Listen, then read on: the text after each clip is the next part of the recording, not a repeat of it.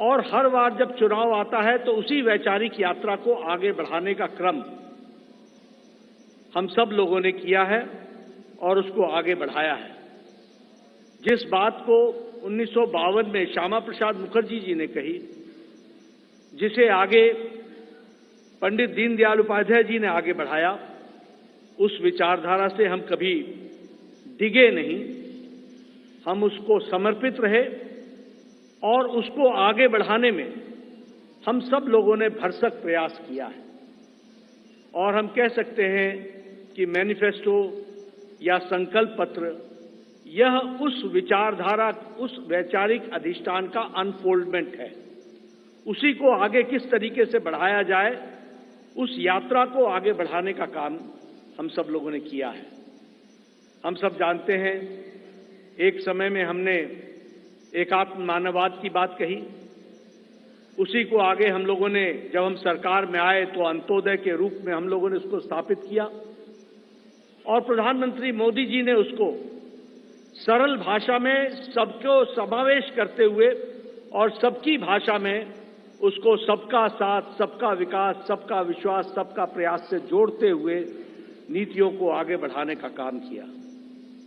मुझे याद है कि 2014 में जब प्रधानमंत्री मोदी जी संसदीय दल के नेता सेंट्रल हॉल में चुने गए थे, तो उस समय उन्होंने बड़े स्पष्ट शब्दों में कहा था कि हमारी सरकार गरीब को समर्पित है, हमारी सरकार गांव के विकास को समर्पित है, हमारी सरकार जो समाज के अंतिम पायदान पर खड़ा व्यक्ति है उसको समर्पित है। और उसी को कार्य रूप देते हुए 2014 से एक लंबी यात्रा करते हुए पिछले 10 वर्षों में प्रधानमंत्री मोदी जी के नेतृत्व में देश ने इन सारे आयामों को बखूबी जनता को, गांव गरीब की चिंता करते हुए उसको आगे बढ़ाने का काम किया है। मित्रों, मैं यहां एक बात और भी कहना चाहता हूं कि जब देश की जनता क्लियर मैंडेट देती है तो नतीजे भी बड़ी स्पष्टता के साथ आते हैं।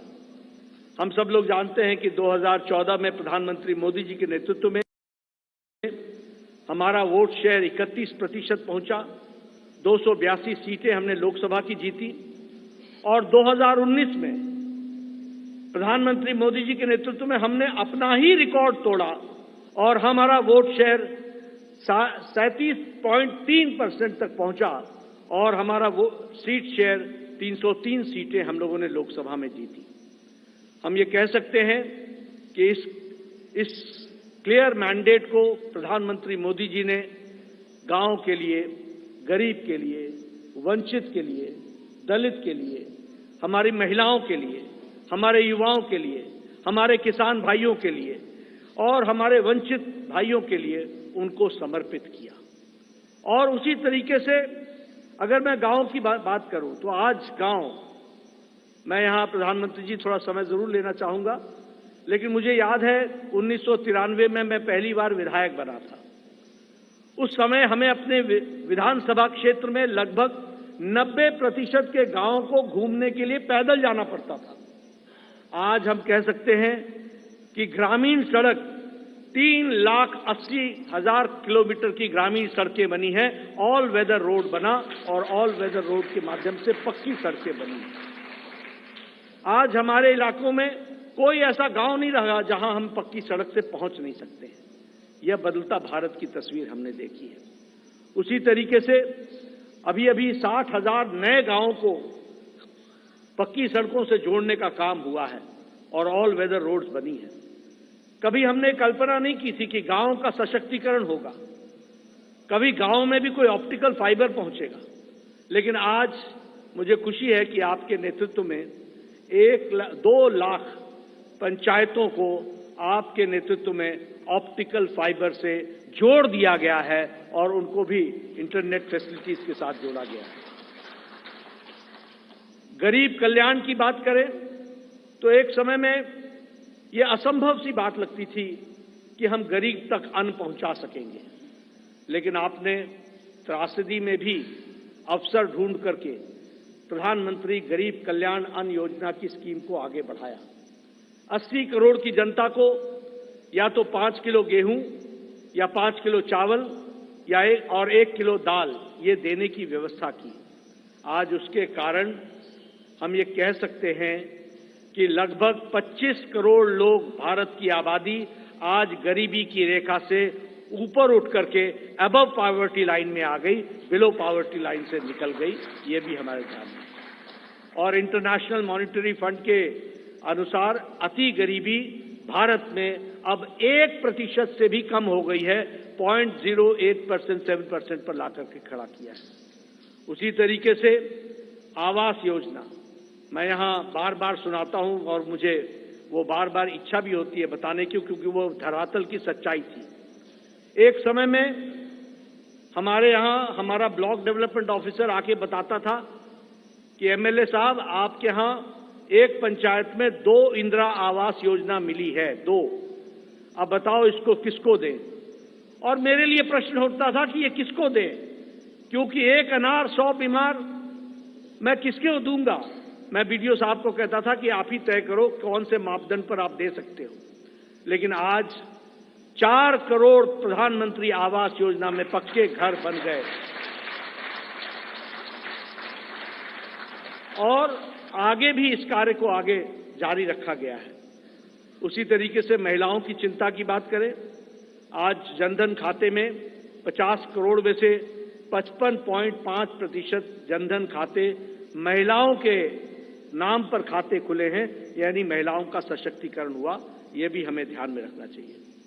उज्ज्वला योजना, ये योजना आप सब लोग शहर में रह करके आपको लगता होगा हाँ गैस का सिलेंडर मिल गया, लेकिन ये इतनी ही छोटी कहानी नहीं है।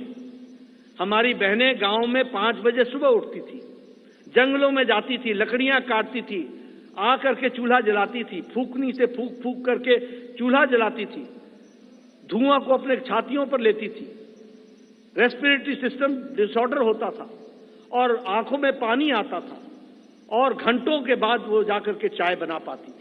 आज 5 मिनट के अंदर गैस के चूल्हे के कारण नारी सशक्तिकरण किस तरीके से हुआ, इस उज्ज्वला गैस के कारण, और 10 करोड़ से 10 करोड़ सिलेंडर्स इस तरीके से और गैस के कनेक्शन दिए गए।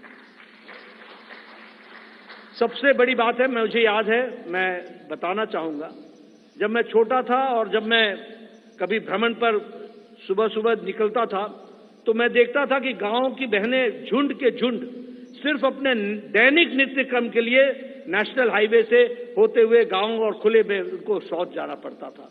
दैनिक जीवन में अपने इस तरीके का जीवन देखती थी। सूर्योदय और सूर्यास्त का इंतजार करना पड़ता था। आज 11 करोड़ इज्जत घर बनाकर 11 करोड़ बहनों को इज्जत देने का काम और life with dignity, human dignity, women dignity, इसकी चिंता अगर हुई तो वो प्रधानमंत्री मोदी जी के नेतृत्व में हुई है, वो भी हम सबके ध्यान में। जैसा मैंने कहा, आज हमारा वैचारिक अधिष्ठान क्लियर मैंडेट के क्लियर रिजल्ट्स होते हैं और क्लियर मैंडेट आपने दिया, उसका क्लियर नतीजा निकला और वह नतीजा ये है, हमने 1951-52 में कहा एक देश में 2 निशान, 2 विधान, 2 प्रधान नहीं चलेंगे। हम 1951-52 से ये बात कह रहे थे, लेकिन आपने क्लियर मैंडेट दिया और 2019 के 6 अगस्त को धारा 370 को एब्रोगेट कर दिया गया, धाराशाही कर दिया गया। प्रधानमंत्री मोदी जी की इच्छा शक्ति ने उस कार्य को पूरा किया। मुझे याद है कि पालमपुर का प्रस्ताव पारित हुआ था कि हम राम मंदिर बनाने के रास्ते को प्रशस्त करेंगे।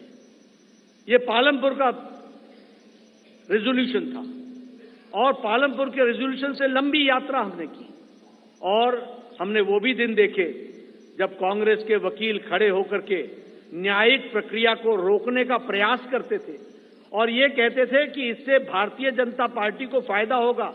उनको देश की चिंता नहीं थी, उनको रामलला की चिंता नहीं थी, उनको भारत की संस्कृति और गौरव की चिंता नहीं थी। वह वोट बैंक की राजनीति करने वाले लोग उसमें अड़ंगे लगाते रहे, अटकाते रहे, लटकाते रहे, भटकाते रहे। लेकिन प्रधानमंत्री मोदी जी के नेतृत्व में वह रास्ता प्रशस्त हुआ और भव्य राम मंदिर 22 जनवरी को आपके कर कमलों के द्वारा वह आज रामलला वहां विराजमान है और उनका प्राण प्रतिष्ठा आपके 10 दिन के अथक कार्यक्रम और अनुष्ठान के बाद आपके कर कमलों द्वारा हुआ, वो भी हम लोगों ने देखा है। ट्रिपल तलाक, 3 तलाक, कोई सोचता नहीं था कि इस विषय को टच करेंगे, कोई इस विषय पर चर्चा भी करेंगे। सुप्रीम कोर्ट से लेकर के समाज के सभी वर्ग मानते थे कि 3 तलाक आज मानवता के लिए एक तरीके से त्रासदी है, इसको समाप्त होना चाहिए। लेकिन यह इच्छा शक्ति, दृढ़ इच्छा शक्ति प्रधानमंत्री मोदी जी ने दिखाई और आपके क्लियर मैंडेट ने इस ताकत को प्रधानमंत्री मोदी जी को करने की इच्छा शक्ति दी और आज ट्रिपल तलाक से हम बहनों को, हमारी मुस्लिम बहनों को हम लोगों ने आजाद किया, यह भी हम सब लोगों ने देखा है। उसी तरीके से 30 साल से राजनीतिक कारणों से नारी शक्ति वंदन और महिलाओं का रिजर्वेशन पर राजनीति होती रही फॉर 30 इयर्स, 30 साल कोई कुछ नहीं हुआ। लेकिन प्रधानमंत्री मोदी जी की फिर से इच्छा शक्ति और आप सबका सहयोग, 30 साल से जो कार्य नहीं हुआ वो 3 दिन के अंदर प्रधानमंत्री मोदी जी ने नारी शक्ति वंदन विधेयक को पारित करके और अगली पैनोरमा ग्रुप, जो सोचता है वो करता है, आपके अपने सपनों का आशियाना। ये लो मुंह मीठा करो, आज मैंने अपना जॉब छोड़ दिया, अब हम पूर्णिया वापस जाएंगे। जॉब छोड़ दिया है? मतलब ये घर कैसे चलेगा, हम करेंगे क्या और माँ बाबूजी क्या बोलेंगे? इसलिए मैं एक और मिठाई का डब्बा लाया, अपने बिजनेस के लिए लोन अप्रूव हो गया। अरे लोन अप्रूव हो गया वो तो ठीक है, लेकिन पूर्णिया में हम रहेंगे कहाँ? अपना घर भी तो नहीं है वहाँ। इसलिए तो एक और मिठाई का डब्बा अलग से लाया हूँ। हमने पूर्णिया में घर ले लिया है, पूर्णिया के ई होम्स पैनोरमा में। पूर्णिया में पैनोरमा ग्रुप लेकर आए हैं ई होम्स पैनोरमा, बड़ा घर, आलीशान जिंदगी और अत्याधुनिक सुविधाओं के संग। अरे अब क्यों मुंह मीठा करवा रही हो? क्योंकि हम घर वापसी जो कर रहे हैं। घर वापसी की खुशी पूर्णिया में ई होम्स पैनोरमा के संग। E homes panorama, luxurious lifestyle redefined.